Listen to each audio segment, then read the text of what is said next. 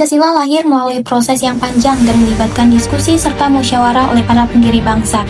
Gagasan tentang dasar negara Indonesia mulai muncul ketika Jepang mengalami kekalahan dalam Perang Dunia Kedua. Saat itu, Jepang membentuk Badan Penyelidik Usaha-Usaha Persiapan Kemerdekaan Indonesia atau sering dikenal dengan BPUPKI pada 29 April 1945 setelah menjanjikan kemerdekaan Indonesia.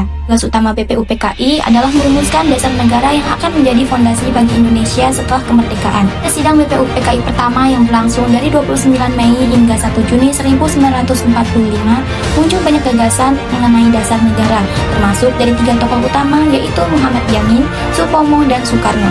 Pancasila lahir pada tanggal 1 Juni 1945 dalam pidato yang bersejarah oleh Soekarno. Inilah mengapa tanggal tersebut kemudian diperingati sebagai Hari Lahir Pancasila.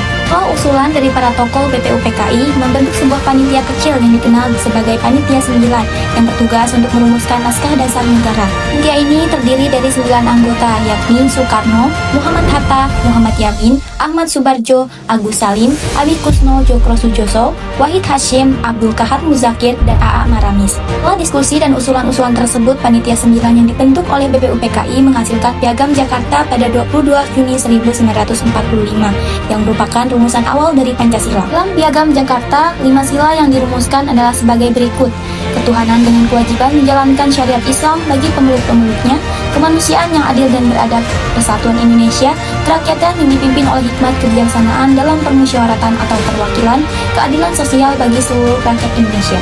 Namun, kalimat dengan kewajiban menjalankan syariat Islam bagi pemeluk-pemeluknya diubah pada 18 Agustus 1945 demi menjaga kesatuan dan persatuan bangsa, dan akhirnya lahirlah rumusan Pancasila yang kita kenal saat ini.